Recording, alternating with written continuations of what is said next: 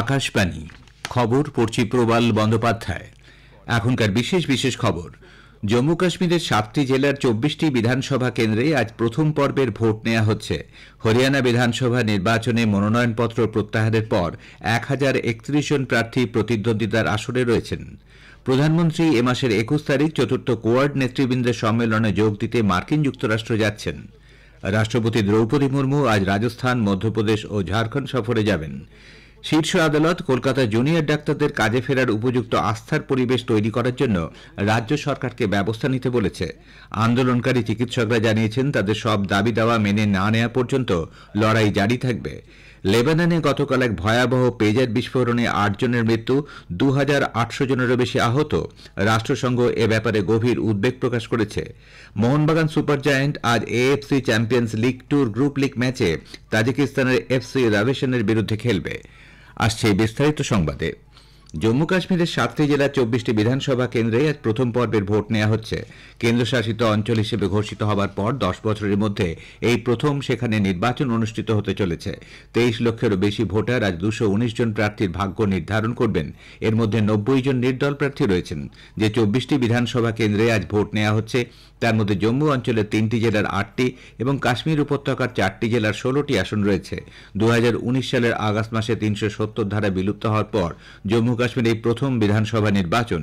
মানুষ যাতে নির্ভয়ে ভোট দিতে পারেন সেজন্য জম্মু কাশ্মীর পুলিশ নিরাপত্তার ব্যবস্থা জোরদার করেছে।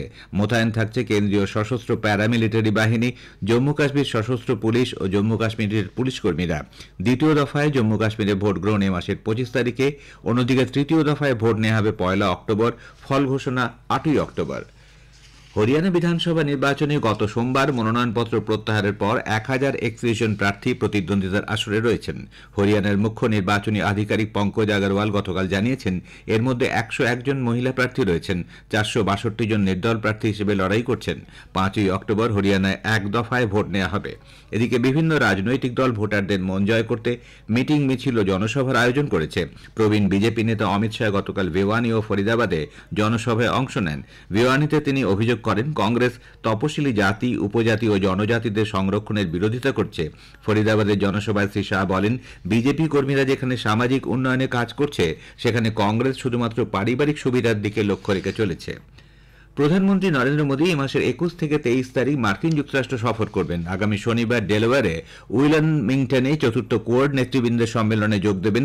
আমেরিকার অনুরোধে ভারত আগামী বছর কোয়াড শীর্ষ সম্মেলনের আয়োজন করতে সম্মত হয়েছে। বিদেশ মন্ত্রক জানিয়েছে এবছর শীর্ষ সম্মেলনে গত এক বছরে কোয়াড কতখানি অগ্রগতি লাভ করেছে তা পর্যালোচনা করা হবে। ভারত প্রশান্ত মহাসাগরীয় অঞ্চলের দেশগুলির উন্নয়নের লক্ষ্য ও আকাঙ্ক্ষাকে বাস্তবায়িত করার লক্ষ্যে কর্মসূচি স্থির করা হবে। শ্রী মোদী 23 সেপ্টেম্বর রাষ্ট্রসংঘের সাধারণ সভায় সামিট অব দ্য ফিউচার বা ভবিষ্যতের শীর্ষ সম্মেলন বিষয়ে ভাষণ দেবেন। এবারের সম্মেলনে বিশ্ব নেতৃবৃন্দের এক বৃহৎ অংশ যোগ দিচ্ছেন। প্রধানমন্ত্রী বিশ্ব নেতৃবৃন্দের সঙ্গে দ্বিপাক্ষিক স্বার্থ সংশ্লিষ্ট বিষয় নিয়ে আলোচনার পাশাপাশি আমেরিকার বিভিন্ন বহুজাতিক সংস্থার সিইওদের সঙ্গেও কথা বলবেন। কেন্দ্রীয় মন্ত্রী জুয়েল ওরাও বলেছেন প্রধানমন্ত্রী নরেন্দ্র মোদী উপজাতি সম্প্রদায়ের উন্নয়নকে তার তৃতীয় দফার শাসনের প্রথম 100 দিনের কর্মসূচিতে সর্বাগ্রে স্থান দিয়েছেন। 2024-25 সালের বাজেটে 1/3 অর্থ উপজাতি, মহিলা, যুব, কৃষক, দলিতদের উন্নয়নে খরচ করা হবে। ভুবনেশ্বরে গতকাল এক সাক্ষাৎকারে শ্রী ওরাও বলেন উপজাতি বিষয়ক দপ্তর 740টি একলব্য আদর্শ আবাসিক স্কুল নির্মাণে অনুমোদন দিয়েছে। এই সমস্ত আবাসিক বিদ্যালয়ে 3.5 লক্ষ তপশিলি উপজাতির সম্প্রদায়ের পড়ুয়ারা শিক্ষালাভের সুযোগ পাবে। কর্মসংস্থানের ক্ষেত্রে তৃতীয় মোদী সরকার বহু পদক্ষেপ গ্রহণ করেছে বলে দাবি করেছেন কেন্দ্রীয় শ্রমমন্ত্রী মনসুখ মান্ডভিয়া। নতুন দিল্লিতে গতকাল এক সাংবাদিক সম্মেলনে তিনি বলেন সরকার গত 100 দিনে 9টি পরিকাঠামো প্রকল্পে মঞ্জুরি দিয়েছে। এই প্রকল্পগুলিতে 11 কোটি মানুষের কর্মসংস্থান হবে বলে তিনি জানান। কর্মসংস্থানের মাধ্যমে উন্নয়নের সমস্ত উদ্যোগ গ্রহণ করা হচ্ছে। এনডিএ সরকার এবার কর্মসংস্থান কেন্দ্রিক কেন্দ্রীয় বাজেট তৈরি করেছে বলে তিনি উল্লেখ করেন। অস্থায়ী কর্মীদের সামাজিক নিরাপত্তা দেওয়ার ক্ষেত্রে সরকার দায়বদ্ধ বলে মন্তব্য করে মন্ত্রী বলেন এ বিষয়ে অভিজ্ঞদের কাছ থেকে পরামর্শ নেওয়া হচ্ছে। রাষ্ট্রপতি দ্রৌপদী মুর্মু আজ রাজস্থান, মধ্যপ্রদেশ ও ঝাড়খণ্ড সফরে যাচ্ছেন। জয়পুরে রাষ্ট্রপতি মালবিয়া ন্যাশনাল ইনস্টিটিউট অব টেকনোলজির অষ্টাদশ সমাবর্তনে অংশ নেবেন। তার পরদিন রাষ্ট্রপতি মধ্যপ্রদেশের উজ্জয়িনীতে ইন্দোর উজ্জয়িনী 6 লেনের সড়কের ভিত্তিপ্রস্তর স্থাপন করবেন। এর পাশাপাশি সাফাই মিত্র সম্মেলনে শ্রীমতী মুর্মু ভাষণ দেবেন। ওই একই দিনে ইন্দোরে দেবী অহল্যা বিশ্ববিদ্যালয়ের 4র্থ সমাবর্তনে তিনি যোগ দেবেন।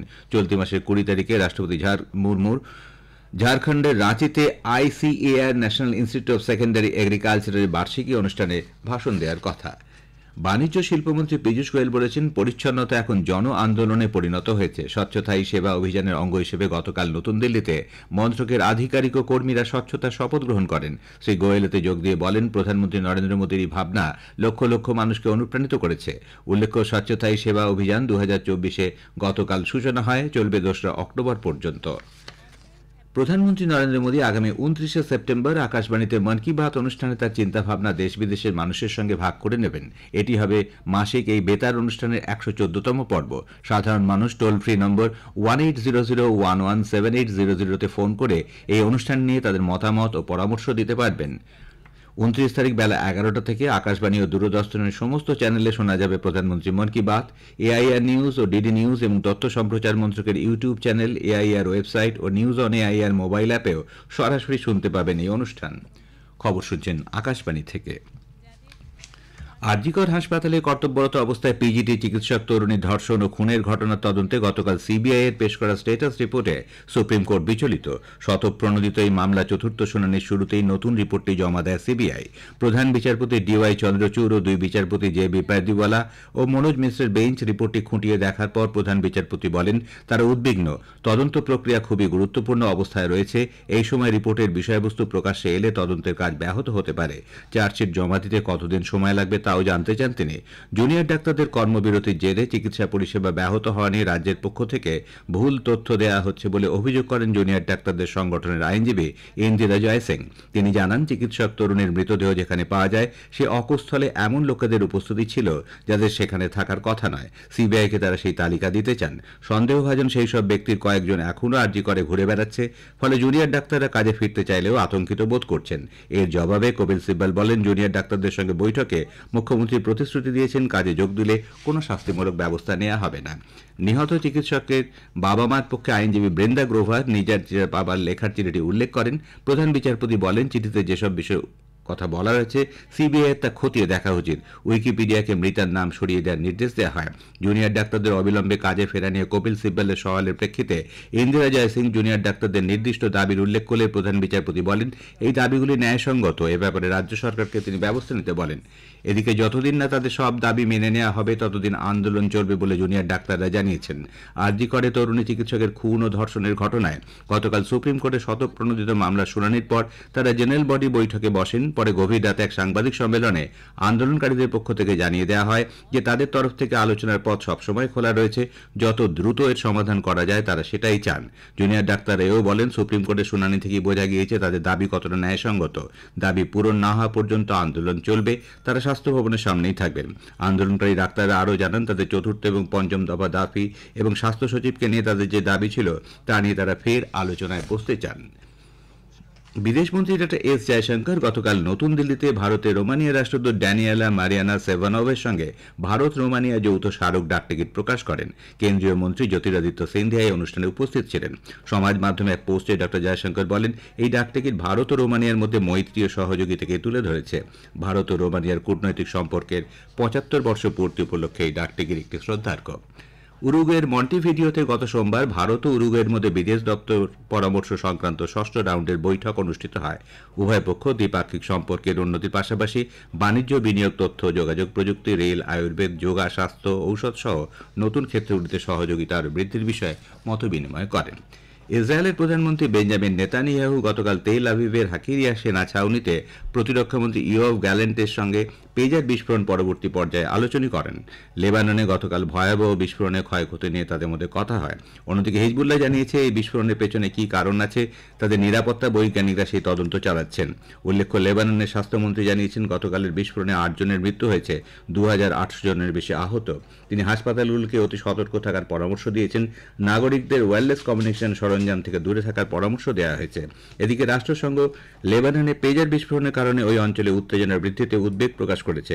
লেবাননের জন্য রাষ্ট্রসংঘের বিশেষ দূত জেনি হেনেস প্ল্যাসচার্ড সংশ্লিষ্ট সকলকে উত্তেজনার প্রশমনে এগিয়ে আসার আহ্বান জানিয়েছে।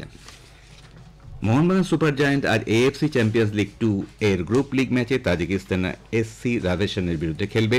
যুব ভারতী ক্রীড়াঙ্গনে খেলা শুরু সন্ধ্যে 7:30টায়। খবর শেষ হলো।